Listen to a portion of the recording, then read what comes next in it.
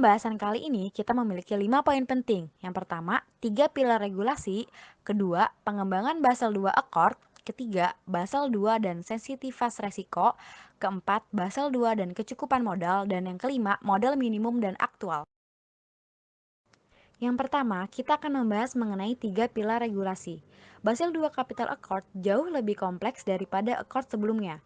Tidak hanya membahas area risiko yang lebih luas, Basel II juga memiliki pendekatan 3 tingkat dan menggunakan metodologi yang lebih canggih untuk menghitung risiko. Perbedaan Basel I Accord dan Basel II Accord. Untuk Basel I Accord yang pertama, fokus pada satu cara pengukuran risiko. Yang kedua, memiliki pendekatan sederhana terhadap sensitivitas risiko. Dan yang ketiga, memakai pendekatan one size fits all pada risiko dan modal.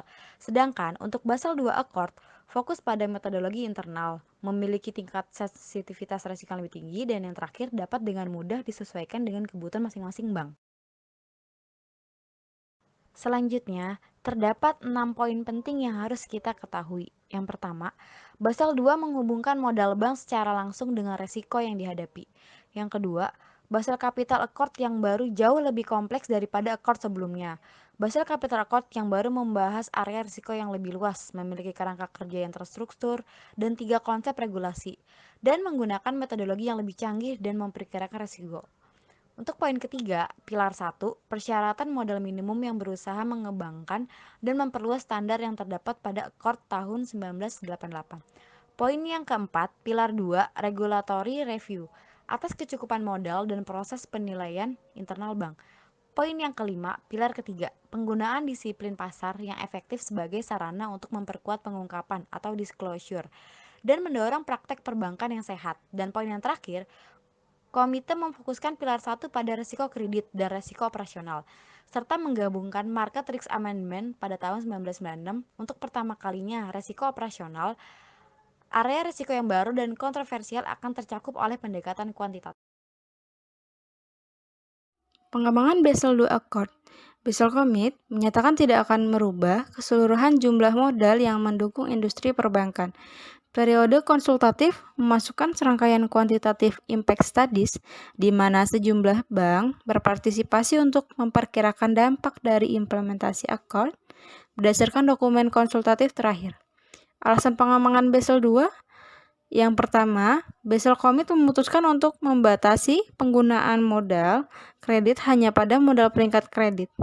Yang kedua, Commit juga harus memutuskan hingga batas mana teknik kuantitatif dapat diperluas hingga mencakup risiko lain, khususnya risiko operasional. Basel II dan sensitivitas risiko. Terdapat 5 poin dalam hal ini. Yang pertama, cakupan Basel II lebih komprehensif daripada Basel I. Di dalam pilar 1 dicakup semua risiko kredit dan pasar melalui Market Risk Amendment dan memperkenalkan risiko operasional.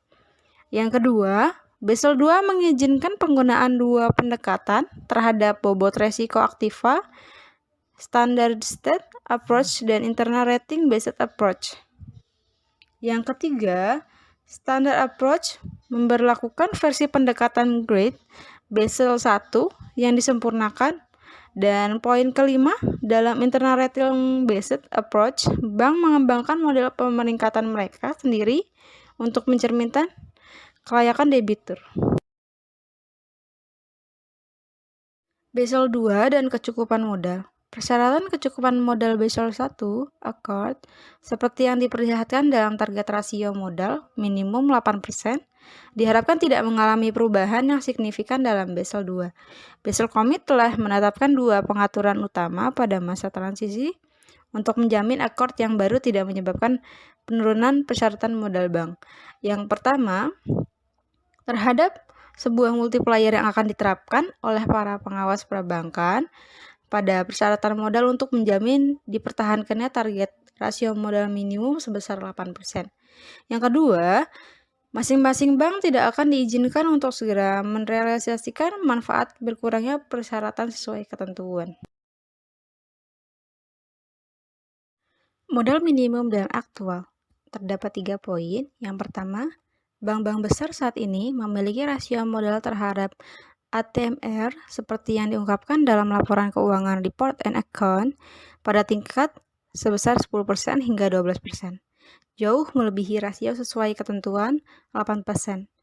Poin kedua, dalam beberapa yurisdiksi, misalnya Amerika Serikat dan Inggris, para pengawas perbankan menetapkan rasio modal terhadap ATMR yang berbeda-beda untuk masing-masing bank.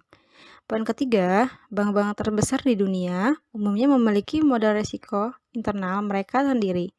Model internal ini mengkaitkan tingkat modal yang dibutuhkan dengan tingkat risiko yang dihadapi bank dalam portofolio kegiatan usahanya.